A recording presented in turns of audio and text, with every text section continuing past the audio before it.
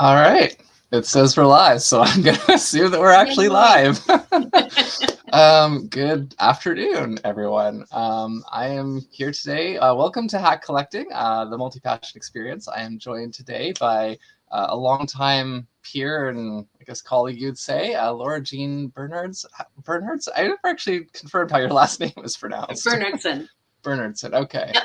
Laura Jean is a lifelong entrepreneur who built a 7-figure business in the fashion industry, co-owned a licensed daycare center, and built a 6-figure business coaching business all at the same time prior to the pandemic. So just imagine what she's done since then. Laura Jean, I'm so excited to have you here because you're one of the, you're a successful multi-passionate person, and we don't hear about them very often. So I would love to learn more about how you made it happen. But I want to do a quick note before that, because as I teased in the post about this, actually you have a connection to my very first job in my career. Some people might know I worked by day as an accountant for 15 years, accountant and bookkeeper. And my very first bookkeeping job was with a company called Star Company, which did administrative work for creative businesses. And one of the clients was Fresh Collective, which was your company. So can you tell us a little bit about that to start? Sure. Well, about Fresh Collective in general? Yeah. You mean? Okay, cool.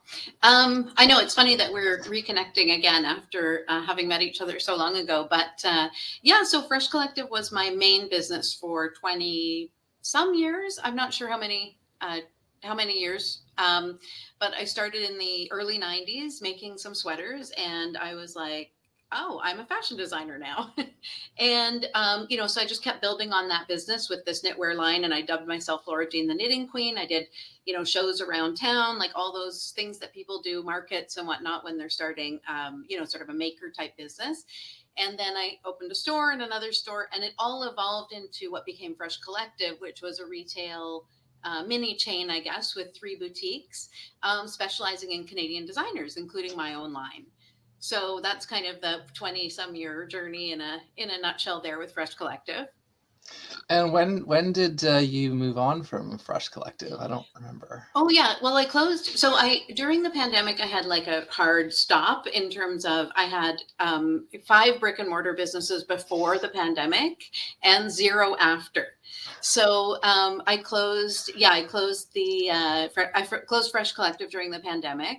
And then I also had a licensed daycare that closed in 2019.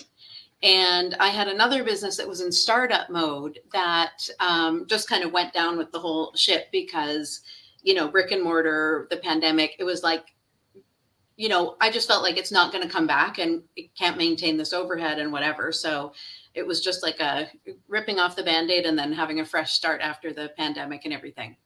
Mm-hmm.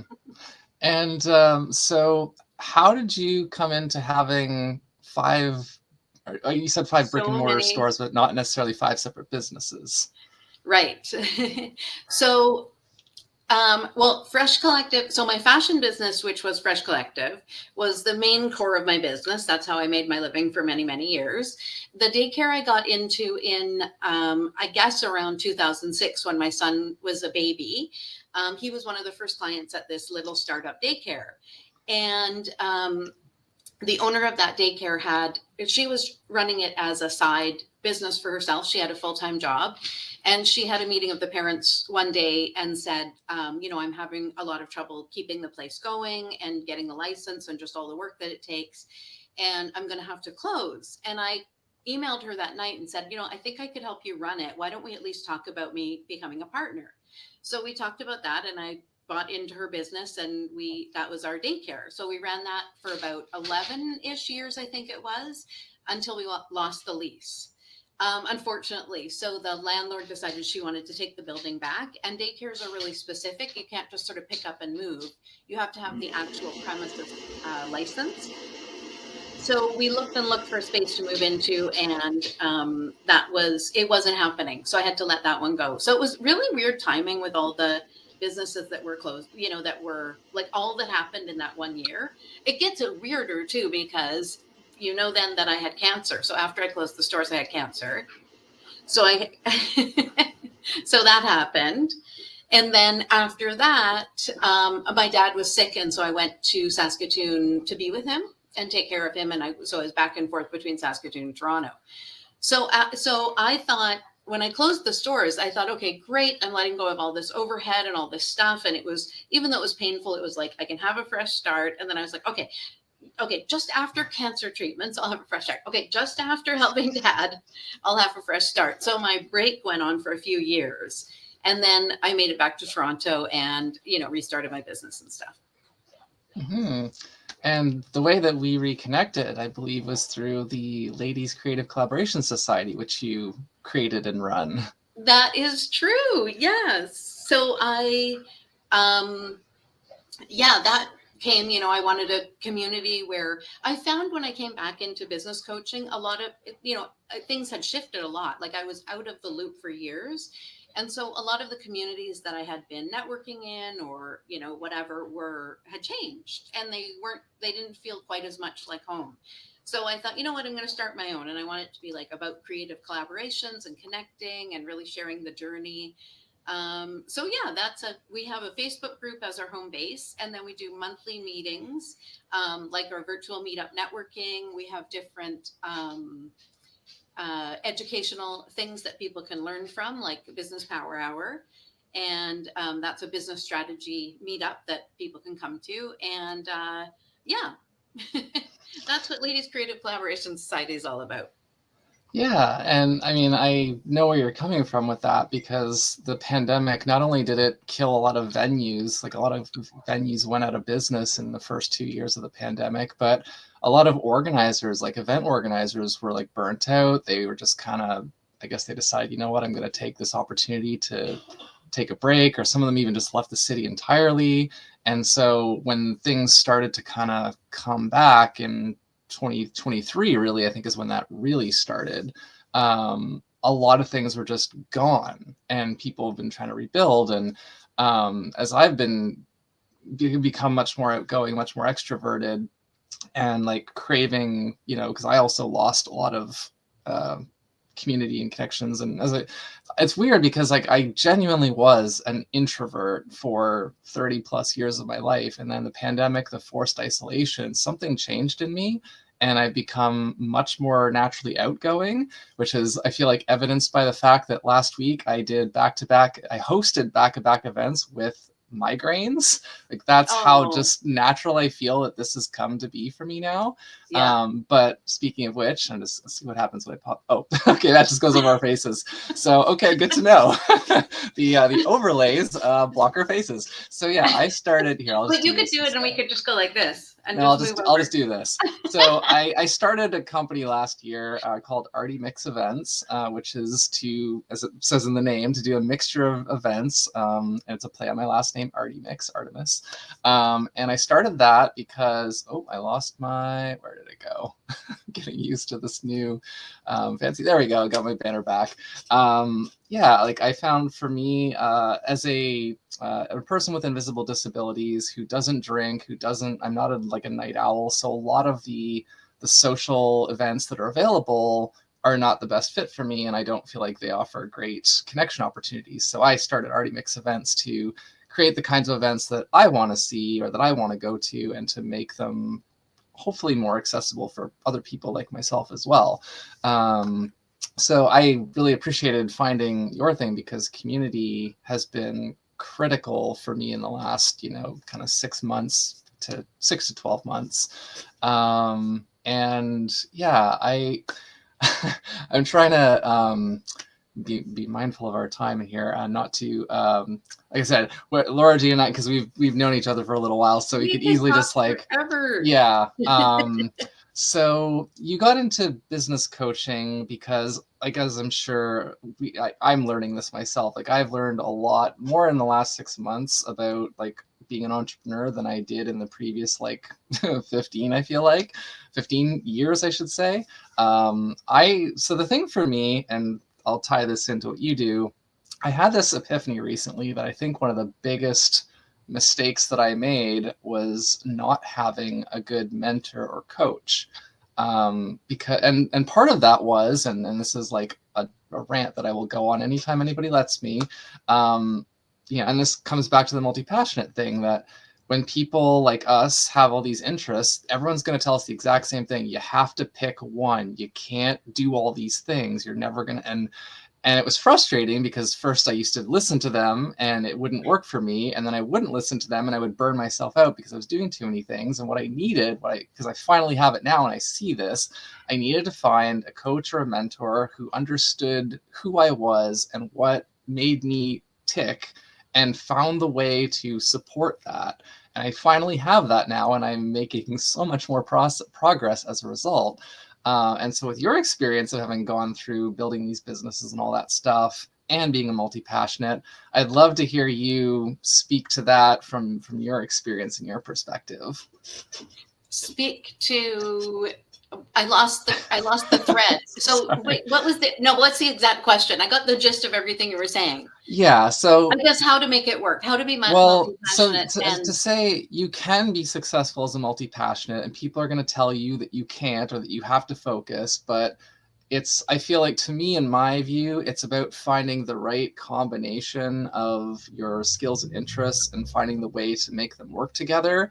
And I just feel like very few people understand that. And so you obviously have the experience of being multi-passionate, but also building successful businesses, and now you're a coach. So yep. what if you had someone come to you like me? I know we've already talked about this, but like someone kind of like me comes to you, like what would you say to them? Because obviously you're not just be like, well, you literally can only do one thing or you're screwed. Well, I would say that you can do, like, I totally get the terror of only doing one thing, and but I would say maybe the idea would be focus on one thing at a time. And so ideally, for me, things changed a lot when I found the book, The E-Myth Revisited, by Michael E. Gerber. Most small businesses, the subtitle is Why Most Small Businesses Don't Work and What to Do About It. Have you heard of that book before, Lacey? I have not. Okay, so it's a game changer for small business owners because it talks about taking the systems of like a corporation and making them, putting them into your small business so you can have the same predictable results each time and measure your systems and get yourself organized and, you know, make your business much more successful through systems. And it also balances in passion, and it's a little bit of a weird book too, like I don't know, it's kind of got some slightly woo woo stuff, and then like the passion of the entrepreneur, because we know we're all just on fire with passion for what we do, and then like the solid structures on how to make it a business. And I never hired a business coach till 17 years into my business, so I was, I thought I was unique, I thought I was, all the reasons, like I couldn't afford it, blah, blah, blah, blah, blah, blah. But when I did hire a business coach, I hired someone through eMyth International, like the company that put out the book. And because I really wanted to apply the systems that I learned in the book. So now all the coaching, or like apply the strategies that I learned in the book about creating systems and everything that they do, just really getting your business organized. And so when I started putting those systems in place in my business, it was like building a new business for the first time. Instead of like everything living in my head, it was documented, and people could be trained on it. So other people could do things, other people could make decisions in my business, and so on.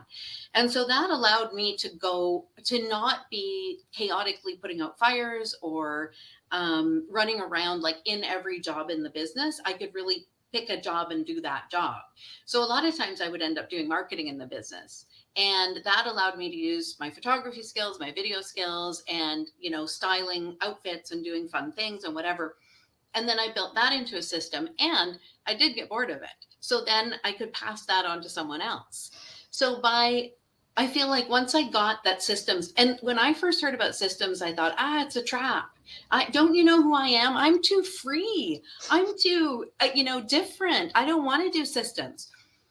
But the systems are like the habits that get you through the day, like brushing your teeth, or, like all of those things that just keep things in order so you can do the creativity, so that you can do the fun, so that you can, build the next system. And I think most importantly, so you can pass on your job too. So when it started just, being off my plate that somebody, like it used to be before the system, someone would contact me from one of my stores and be like, oh, the stapler broke here, what should I do? Well, then we have a system for small purchases for the stores where anything under a certain amount of money can just be bought on their own. And like, Mm-hmm. I'm free, I don't have to answer those small questions anymore, right? Mm-hmm. Yeah, I've heard of that method before, where it's like any decision that can be dealt with for $20 or less, like just don't bother the boss, just deal with it. And like, Mm-hmm. yeah, that makes a lot of sense. I think in my situation right now, because I have this events company, but I also am, like you, I'm an artist and a creative, and so there is a degree of creativity involved in putting on events, and my place-based workshop is a big example of that. But I also do videography work, and you were kind of having me think there. It's like with these, like with the workshops that I do or the videography that I do, it's like I know that I can do this whole thing myself if I have to, but it's also good that if I can, hand off, like, okay, here, you do you do the like roaming B-roll footage, and I'll focus on the main shot, and then I know that's handled, and I don't have to split my brain in two. So like that's, I think, one of the advantages. I don't know if that's explicitly a multi-passionate thing, because I know a lot of people can kind of split their brains a bit, but it's one of the reasons why. Like I found this a bit more challenging in the first run, because I wasn't used to both hosting and producing, like worrying about the notes and the time, and I didn't do it actually live last time, so that's a new wrinkle on things. But Mm-hmm. having this ability to kind of mentally juggle a bunch of things, and getting to this point, hopefully very soon, where I can actually delegate more things to other people. But I think for me, it was like, yeah, I just like I had a therapist. I kind of worked with coaches like in small spurts usually, but I definitely found that, and I get it now, because I do understand that literally if I just, if I'm trying to put all this stuff out there at the same time, it's not very effective. But so I found even when I was thinking about registering my business, and I talked to my coach and I said, well, should I register both, or should I just register one and put the subset of things into the first one? And that's what ultimately was recommended to me. It's like, well, you can do videography under your events business. Why not? So rather than create a separate videography business. But so, okay, now I'm kind of losing my own thread a little bit. Well, here's the thing about, this whole, you spread yourself too thin, blah, blah, blah. Like you said, you had a day job for 15 years, right? So for 15 years, you managed to, from 9 to 5, focus on this accounting job. And so when I said focus on one thing at a time, and we've talked in the past about the low hanging fruit money wise, right? Mm-hmm. So I would say, that, like sometimes I say, grind for yourself or you'll have to grind for someone else. Mm-hmm. So there is something to say, like in terms of balancing and making things work. A person could pick the money thing that makes them the most money and be like, okay, this is my 9 to 5 or my 40 hours a week, like however you do your time. Could be 12 hours a day for 3 days, whatever. So that's your moneymaker. You have to spend the time on it. And then that buys you the rest of the time to dabble around and do all your other things without really expecting them to make money, or with expecting them to, make the money, like have a plan to, grow it into a side hustle and whatever. But not really like leaning on it. So the problem is that when people take a whole bunch of things and treat them all equally, then you're taking your 40 or 80 or whatever hours a week that you want to work on these things and spreading it between 10 things, which means that you can't, let's say 10 things, right? Which means you're giving each of them what X number of hours and cycling through them. So by the time you come back, you've forgotten what your process is for that one. So I was just experiencing this because I've been picking away at earring. I'm starting another business. So as Surprise, part of my surprise. surprise, surprise. As part of my art business, I've been working on some earrings, and just, the typical thing where I just wanted some earrings for myself for Zoom.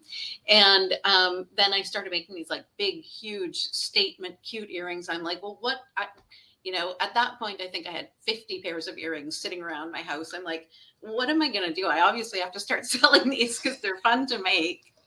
Anyway, now I've lost my train. This is terrible. Two ADHD people talking to each other about being multi-passionate. Oh, that's all right. But I think, but okay, so I know what I was saying. I just experienced because I'm doing now a step of the jewelry that I haven't done for 2 months because I'm working on it so slowly and I didn't document the system. So I have to be like, it's sanding. So I'm like, which grit of sandpaper did I start with? Which, like, I have to start it all over and it's mentally heavy, right? To have to Mhm. figure things out. So what I could do is open up a spreadsheet and just be like every step of the way with the jewelry, like, it's like a checklist for the each stage, checklist Mhm. for sanding, start with this grit, do this, don't make this mistake because the water goes all over the place, whatever, right? So that's what creating systems allows you to do. And then I would just open up my spreadsheet and be like, oh, cool, boom, boom, boom. Like there's all the steps. Mhm. So I thought of your videography. It reminded me of this is something that I have to do when I'm like packing, like if I have to bring my stuff somewhere, if I had to do videography on a regular basis, I'd have a laminated card that goes in my videography bag or whatever Mhm. that has every lens cleaners, cords, this thing, whatever, the lights, like every I single have that. I have a bin that's like literally my videography bin and all of my or my event hosting bin, I should say, systems. because it's my portable PA and like some other things in there. And I have that Mhm. for the play workshop as well. I have the bin for that, and it's got all the stuff in there that I need, and it makes it so much easier. You're right. Everything So goes in much easier. there, and then I know when I go and I get to the venue, I have everything. I don't have to worry about it. Yep. Yeah. Yeah, I use Notion. I used to use oh my God. I could tell you horror stories about how I used to organize information before I discovered things like Notion. So Notion is my second brain, that's what they like to call it, and I use it very much as that. And I organize things in there and I have sub pages and it's just been like a lifesaver for me. Um, and I literally have one page that's just called like key links, and it's just like entirely like here's my speaker reel, here's my this, here's my link to my next event, here's my Hmm. just and I just open it up, click copy, and go and paste it somewhere, and it's so convenient. Hmm. Um, yeah, okay, hold on a second here. Do, do, yeah. So you're doing late.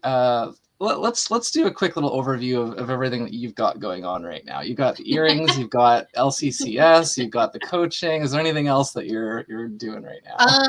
Well, so as part of my art business, see, this is why I just called it art business, because then I can do whatever I want with it. I originally started working on art workshops and I was doing that, teaching online, and in-person watercolors and fashion illustration and so on. And that was really fun.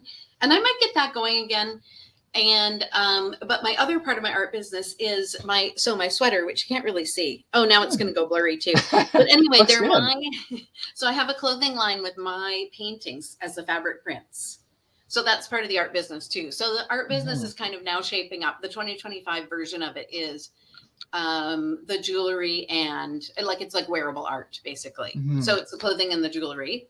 And then yes, I'm just doing business coaching. So I think that's all I'm doing. Oh, and So I I know that. did, Oh, I have to say, I went into this reinvention stage of my life saying, I'm just going to do business coaching. I had a list of things. Like, I really was, in my early 50s going like, wow, I have been given a gift to start a second career. And knowing all the things I loved and hated about my last go at it, like, I definitely was like, I don't want high overhead. The high overhead of retail was always not always really stressful, but definitely made it stressful certain months, trying to get through and everything.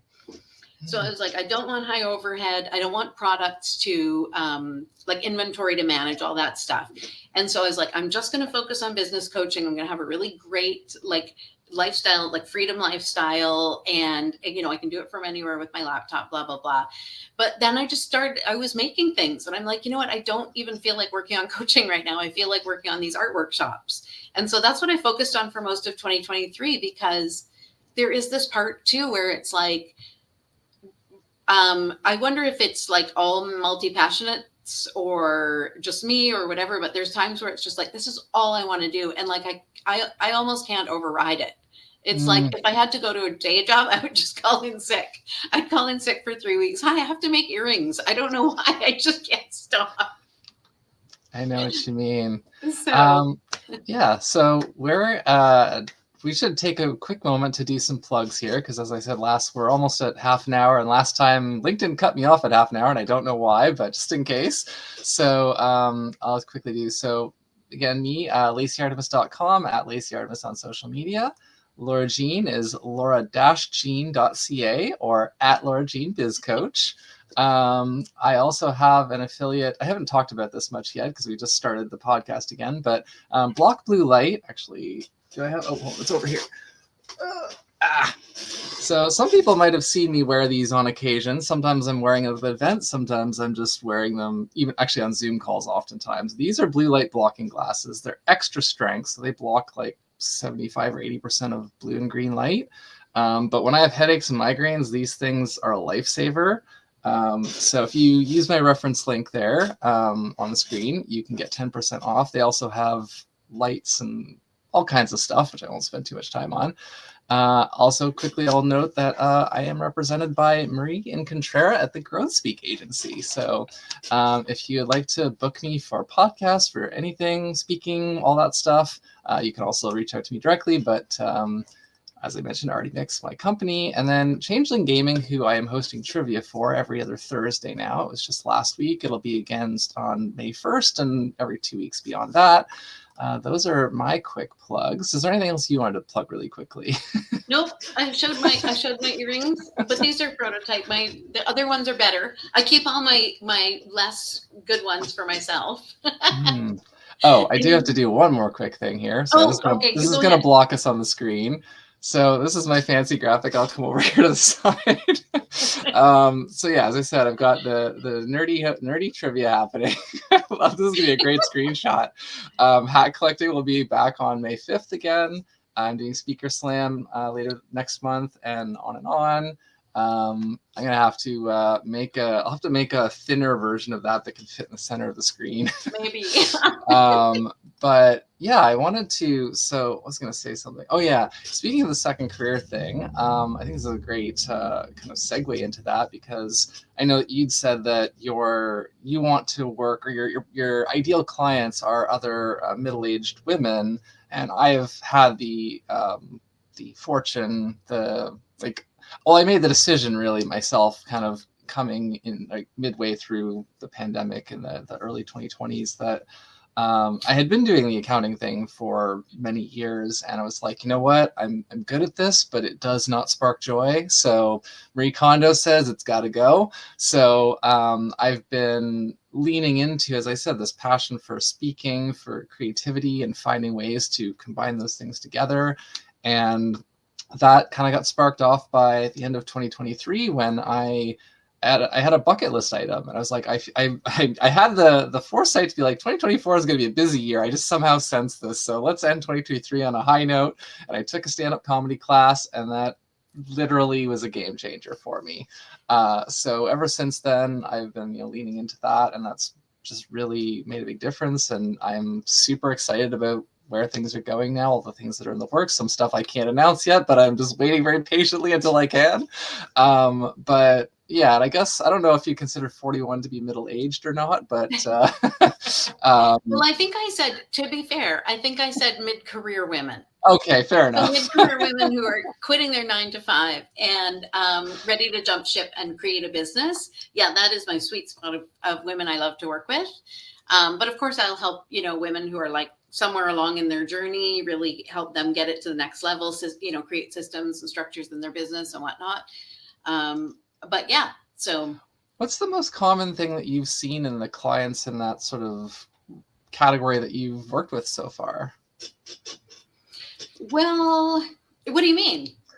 Like, is there any particular number one issue, or is there like common thread in a lot of their experiences, or anything like that? I would say, common thread in a lot of my clients is imposter syndrome and that kind of stuff, in terms of, because it's natural, because you're trusting yourself to go up. It is a leap, right? You're investing in yourself to grow your business, to invest in a coach, and all that stuff. So, and you're embarking into new territory that you've never seen before. It's like, can I make my business bigger and better and be that person who's going to lead it, right? So there's like a lot of trepidation, which works great with the way I work, because I put in because we put in structures that are really, it's almost like left brain, right brain. Like it creates this rational reason why you can succeed and why you're the person to do it. It's like we lay out the plan and it's like, oh yeah, I can do that, you know?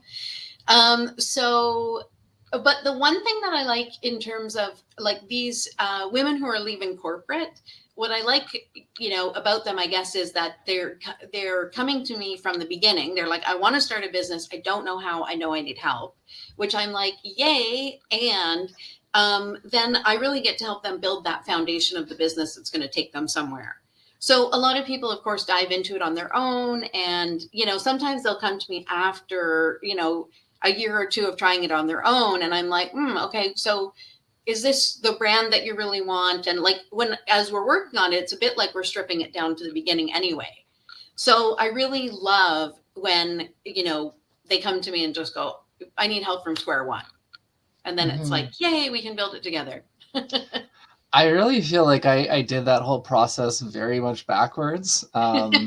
Because I've thought about this, because I think if I had found a coach, or I guess like a coach, if I'd had a coach maybe 10 years ago, like I'm kind of glad, as much as it was, you know, a much harder, longer road to get to kind of where I am, I have learned so much about myself, what I'm capable of, what I enjoy doing like longer term versus what things I can do in sort of short bursts. And so now that I'm working with, a coach, an agent, and I'm talking to lots of peers, like I've met other people who are in this, you know, public speaking, professional speaking space, and getting feedback on branding and all that kind of stuff. And I have the confidence in myself of knowing what I've done and what I can do, that I feel comfortable pushing back sometimes when they might say like, oh, you shouldn't do that. Like, okay, I'm going to take responsibility that I feel like this is right for me. So maybe if it doesn't fit the traditional advice of like what is good marketing, but it's like, but this is what I feel like I can really stand behind. So yeah, I think if I had started working with somebody who had a lot more like influence earlier on, I might not have developed as much as a well-rounded person. I don't know if that strikes any thoughts or reflections in you. I mean, I can't say the comparison. To say, well, it would have turned out this way or that way, right? We're just speculating. But I completely do agree that I completely do agree. Something that I totally lost my what the heck was it? That it is personal development. It's personal growth in like under pressure, right? And so all of the things that you want to get rid of your limiting beliefs, you want to get rid of that kind of stuff, start a business and just have and be like, oh my God, I have to do something today that feels terrifying. I never thought I'd do, and I got to do it. And that's kind of what being in business is about. Like just every day putting on your big girl pants and being like, I got to make this work. Right. And then through doing that, you learn so many things.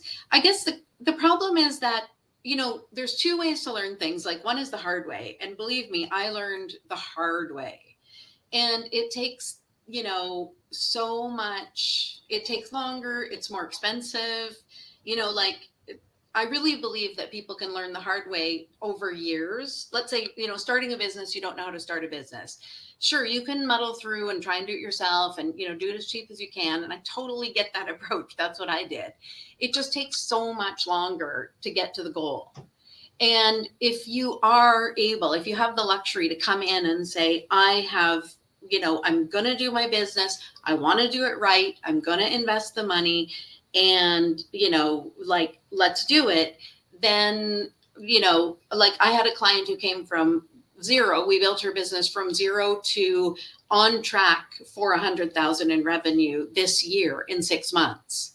And, that's the kind of thing that she just wouldn't have, knowing her because of the problems she brought me, she wouldn't have been able to do it on her own. I was just able to lead her through all of those steps so much faster, where it's like, here you go, you're up and running. Come back when you're ready to hire someone to help you deal with all the business you've got. That'll be our next time we work together, whatever, So That like, reminds that's me a of great feeling. Well, that reminds me of like my second meeting with my agent after I hired her, because like I've been working at this for years, and so I had a lot of the kind of like, I'd already had headshots done, I'd already edited some like my own speaker reel and things, and obviously like blog posts and stuff about different things that I have more experience with. And she kind of said to me, it's like, oh, like, yeah, most people that come to me, like, they don't have any of this stuff ready yet. And it's like the fact that you already have it and like we can just like refine it is gonna like get us so much further, so much faster. And that was very affirming, because like that was kind of the thing. It's like I hired her because I realized, like, okay, I know I'm doing the right things, but I need help. Like, I can't do enough by myself. I am my own bottleneck. And that's been like the theme Mm-hmm. of the last like kind of couple of months of like, I am my own bottleneck. I need to like offload some things because I can't do it all by myself as much as I would like to. Mm-hmm. For And so sure. having someone who knows what's going on, what needs to happen. And I think that's the other thing too that you were saying, because like if you told me 10 years ago, like, this is what it's going to take to get where you want to be, I'd probably be like, I don't know if I have that in me. But like now I'm like, Yeah. I know I have it in me. I just need the help to kind of get to the next level there. So Mm-hmm. it's both the self belief, the self confidence, and it's accepting that like this is what it's going to take, and you're willing to push and work for it. Yeah. How did you come to find out that you are neurodivergent? I can't remember if you've told me this or not. That's a really good question. I mean, I guess I had just been seeing more and more stuff on social media, on TikTok about it and stuff. And then the algorithm kept bringing more and more back to me. And and then I was suddenly like, I guess I obviously have this. And so I went to my doctor and said, can I get, tested for ADHD? And they put me through to a psychiatrist that they had in the clinic or whatever. So I think I got lucky, and I got in pretty fast. But one of the questions, so I'm sitting there answering the questions for the screening, and one of the questions was, do you find yourself interrupting people? Yes, I always interrupt people. I'm doing it right now. That's literally how that question went. So Yeah. it was just, it's just so obvious. And suddenly just like, it just makes so much sense. Like, I can't believe I was living as chaotically as I was, and just struggling.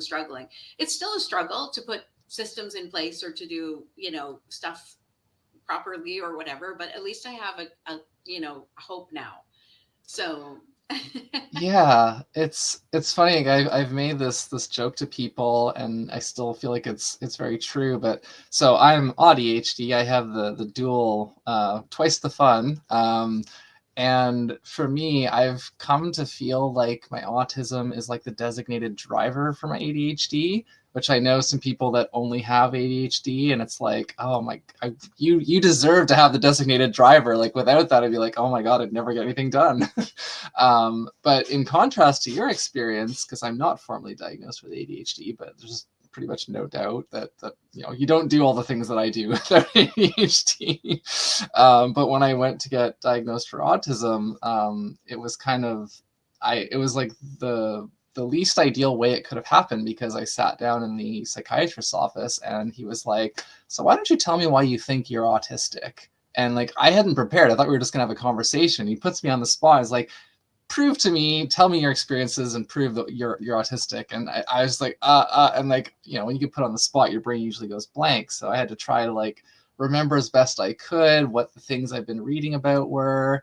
And fortunately I managed to convince him, but I just remember how like I came out of that feeling like almost like traumatized a little bit. It's like, interrogated. yeah, that's really what it was. And again, this was 12, 13 years ago now. So I had just discovered that. And with the ADHD, that came about because, again, I was on social media and I had friends and they were posting these memes. And I was like, well, I never identified with this before, but the more I'm seeing here, I'm like, I do identify with a lot of this. And Yeah. because they almost are opposites in some ways, but they also overlap in some ways. So at first I was like, well, I'm definitely autistic, so I can't be this thing. And now I understand how they kind of intertwine.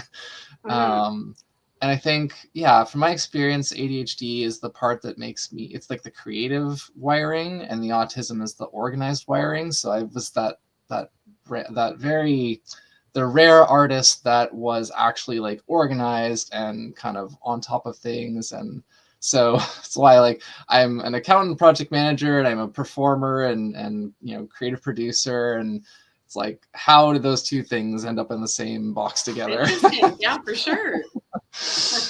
Yeah. So, is there any other thoughts or any other perspectives, insights, anything at all that you'd like to share before we wrap up? Well, I would just like to say that, I found a lot of empowerment in owning that I don't have to finish everything I start. And that although I'm multi-passionate, like I really would beat myself up, oh, you never finish things, or whatever, like all that stuff. And so I really worked on a reframing to be like, firstly, I do follow through on things. I had, my one business for 28 years or however long it was. My daycare was 11, like there are lots of things I follow through on and do long term. And also, I start hundreds of other things, whether it's hobbies or, writing a book or learning French or like whatever. But that's okay. I can do all those things incompletely, and that doesn't matter. And it's fun to be someone who has so many passions. So just the mindset shift of really owning it and being cool with it and not beating myself up about it. So I hope that if we can leave somebody out there with the realization that they don't have to beat themselves up, that would be fantastic. Yeah, it's definitely a thing that I know a lot of people struggle with, and I still get a bit like there's projects that I would still like to do that I just haven't had time for. And I have this thing where, like, maybe it's the autism, but like I don't want to start a thing if I can't finish it. But there's also some things where, like, I like, but this show actually coming back was kind of, it was not quite that, but it was like, uh well, so I'll tell a quick story here. 'Cause we're almost done. With Play Space, my playfulness workshop. That was in the works for a long time, and I met with someone last year, and we were talking about collaborating, and we finalized the details, and I think we published the Eventbrite page either, I think it was sometime in January for a February event. And like a day or two after, like, she unfortunately had family stuff come up that she had to like deal with. And I totally understood, like, you gotta be there for your family. Don't worry about it. And I've almost postponed the event 'cause I'm like, I don't feel like I can just suddenly take over this whole thing by myself. But I said, you know what, I'm gonna have to. I owe it to myself to try to figure out how to make this work, because this means a lot to me. And with this podcast, when it came back, it's like, you know what, I should be doing this again, because I loved podcasting so much when I used to do it. It was just too much work because I wasn't doing it in a sustainable way. And then I was like, well, I could wait until I like have certain things figured out. But you know what? I probably, if I just like say, okay, I'm gonna start it this day, and I'm gonna have a guest and just roll with it. And that's what happened. And here we are. And so I'm learning that sometimes an effective strategy is to just be like, I want to do a thing. I don't know all the details yet, but I'm just gonna commit to it, and I'll figure it out, and it'll be okay. Absolutely. Figure it out as you go. That's a perfectly viable strategy. It is. All right. So quickly, we're going to end here again. Laura Jean's website is www.laura-gean.ca, and at Laura Jean Biz Coach on Instagram. And yeah, again, you know where to find me at laceyartemis.com, at laceyartemis. Again, I'm with the Growth Speak Agency. Marie Contreras is wonderful. I recommend her to anyone. The first time that we spoke, I felt completely like she saw me, she understood me, and we were on the same page, which was the best feeling when you want to work with somebody professionally. So, and again, I'll remind Changeling Gaming, they have lots of different events. I'm hosting the trivia, but they have other stuff that you might be interested in. And with that, this has been a lovely conversation. Thank you so much for joining me. Thanks And for having me. It's been great. yeah, and if you if you actually with the Ladies Creative Collaboration Society, I almost had a brains there. That I know that's obviously for like women and non-binary folks, but before I like recommend anyone to just come and join in, like what's the what's your policy on like allies in that group? Well, it's such a good question. Like I guess it really is just, women, it's women plus entrepreneurs is what I say. So I feel like if you identify as a woman, whatever that means in one way or another, go for it. You're in, so I guess it's kind of a self-selection process. I've never had to kick out a cis dude yet, but I just feel men really change the energy, and it's intended to be a bit more of a alternative space to men's business spaces that of which there are plenty. So yeah, so it's really about entrepreneurs sharing the journey, like kind of behind the scenes support, peer group, etc. So that's what it's all about. So yeah. Sorry to put you on the spot like that. That's okay. It's kind of a weird question because in a way I'm so inclusive. I feel like if a cis guy wanted to join, like, would I say no? But at the same time, I think they just don't. And I think it is just a better, it just suits us to have a safe space that is, where we can be I just ourselves. sort of I asked because I was about to be like, you should join it. Just the like royal you, anyone who's interested should join it. Like before I say that, I should maybe double check. But it's a great group. I've been in it for a little while and I love it. And I found out through you and that group about the Canadian Women's Chamber of Commerce and some other groups. So that's it was kind of the gateway for me to several other really wonderful entrepreneur communities that have been very valuable to me. So I thank you for creating that, for hosting that space. And if you identify as a woman entrepreneur, definitely come check it out. And, we would love to have you. All right. Thank you again. And until next time, this has been Hat Collecting, the Multi-Passionate Experience. Bye. Bye. Thanks, Lacey. All right. Okay.